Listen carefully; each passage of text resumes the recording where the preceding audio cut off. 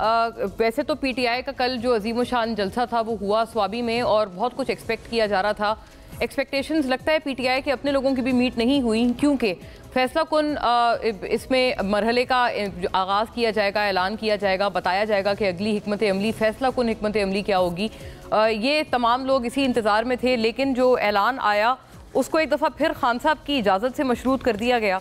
तो ऐसे में नाजरीन, क्या पीटीआई अपने मामले में स्कैटर्ड नज़र आती है, क्योंकि उनको शायद ये समझ नहीं आ रहा कि किस तरह की उन्होंने हिकमत अमली करनी है, जारहाना हिकमत अमली करनी है, बिल्कुल डू और डाई वाली सूरत हाल पर जाना है। गंडापुर साहब तो मैंने कई मरतबा आपसे अर्ज़ किया है कि कई दफ़ा ये बात कर चुके हैं और उन्होंने 4-5 माह पहले हमसे भी बात करते हुए यही कहा था कि वो तो डू और डाई के बिल्कुल मुकम्मल तौर पर हामी है। लेकिन उनको क्या कहीं से गो अहेड नहीं मिल रहा है, या पार्टी इस मामले में फ्रैगमेंटेड है और जारहाना एक हिकमत अमली अपनाने के हवाले से पार्टी में अलग अलग धड़े मौजूद हैं। प्रॉब्लम क्या है एक्चुअली?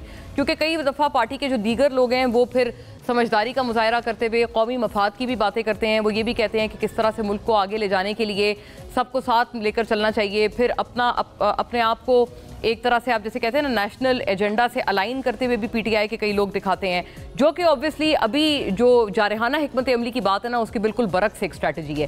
स्ट्रैटेजी दोनों इतराफ़ की, कुछ लोग उसके हामी हैं, कुछ लोग इसके हामी हैं। सलमान अकरम राजा साहब भी ट्वीट कर चुके हैं कि जो जारहाना और डू और डाई वाली स्ट्रैटेजी है, जितने लोग ऐसी तजवीज़ देते हैं वो दरअसल पार्टी के अपने जो हैं वो मुखालिफ हैं और पार्टी के वेलविशर्स नहीं हैं विद इन द पार्टी।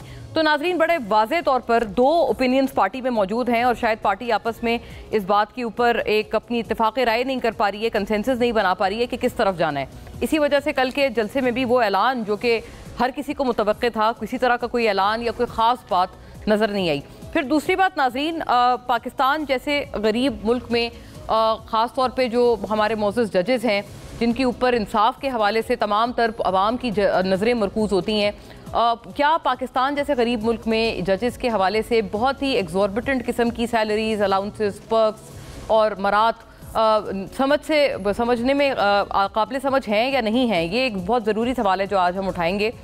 इस पे इम्प्रेशन ये बाय एंड लार्ज लिया जा रहा है कि जो तरामीम की गई हैं 26वीं हो या 27वीं हो, उसको लेकर जजेस में कुछ बहुत वाज़े तौर पर कुछ ऐसे मोअज़्ज़ज़ अदलिया में माइंड्स हैं जो कि उसके ऊपर बहुत एजिटेटेड हैं, जो कि इससे इत्तेफाक नहीं रखते और गाहे बगाहे डायरेक्टली इनडायरेक्टली दोनों तरह से अपने इस इख्तलाफ का इजहार कर चुके हैं।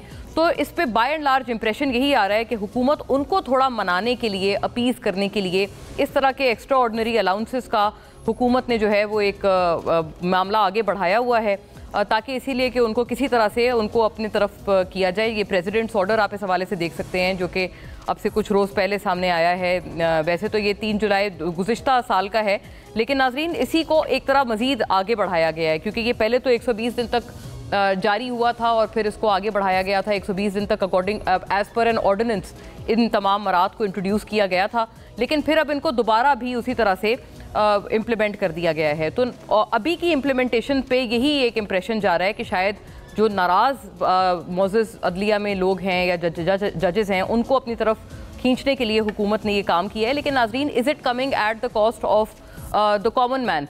क्या आम आदमी के लिए जो तरक्याती बजट है या तरक्याती फ़ंड है उसमें बड़ी कटौतियाँ करके ये चीज़ मुमकिन बनाई गई है, ताकि आप किसी को इस तरह से आप अपीज़ करें या अपनी तरफ करने की कोशिश करें?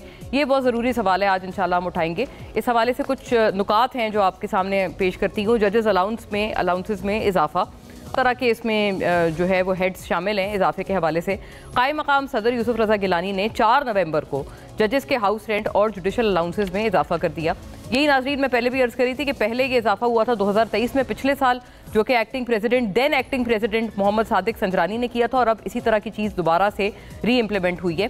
हाउस रेंट और जुडिशल अलाउंस में इजाफा कर दिया गया, जिसके बाद वज़ारत कानून और इंसाफ ने जजेस अलाउंसेस में इजाफे का नोटिफिकेशन भी बाकायदा जारी कर दिया।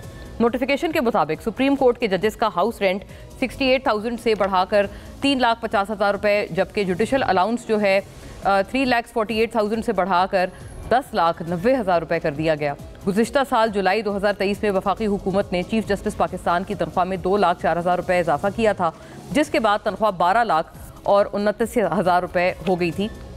सुप्रीम कोर्ट के जजों की तनख्वाहों में 20% इजाफे से मुतालिक ऑर्डिनेंस उस वक्त के कायम मकाम सदर सादिक संजरानी ने जारी किया था। ऑर्डिनेंस के मुताबिक सुप्रीम कोर्ट के जज की तनख्वाह में 1,93,000 का इजाफा किया गया, जिसके बाद सुप्रीम कोर्ट के जज की तनख्वाह 61,000 हो गई है। सुप्रीम कोर्ट समेत 5 हाई कोर्ट्स में इस वक्त 116 जजेस तैनात हैं। जजेस को हाउस रेंट और जुडिशल अलाउंस की मद में सालाना 2 अरब 10 करोड़ 24 लाख रुपए अदा होंगे। इस वक्त सुप्रीम कोर्ट में चीफ जस्टिस समेत 15 जजेस हैं, जबकि 2 एडहॉक जजेस बुनियादों पर काम कर रहे हैं। जबकि 26वीं आईनी तरमीम के बाद नाजरीन इसमें इजाफा भी होने वाला है और उसके मुताबिक सुप्रीम कोर्ट के जजेस की तादाद 34 कर दी गई है, जबकि इस्लामाबाद हाई कोर्ट के जो जजेस हैं उनकी तादाद 12 कर दी गई है। अगर नए जजेस की तैनाती हो जाती है तो मरात में भी ऑब्वियसली मरात के इस बिल में भी मजीद इजाफा हो जाएगा। एक और बड़ी इंटरेस्टिंग बात यह है कि हुकूमत से जब भी बात हुई और जब भी पूछा गया, जब 26वीं और 27वीं आईनी तरमीम के हवाले से डिबेट हो रहे थे और तमाम प्रोग्राम्स में इजहार ख्याल हो रहा था, हमने भी ज़ाहिर है उसको उसी तरह से आपके सामने पेश किया, तमाम प्रोग्राम्स में ओपिनियंस पेश किए। तो हुकूमत की तरफ से बाय एंड लार्ज आपने भी सुना होगा कि यही ओपिनियन आता था कि आप देखें कि जुडिशरी की रैंकिंग कितनी पुअर है इस मुल्क में।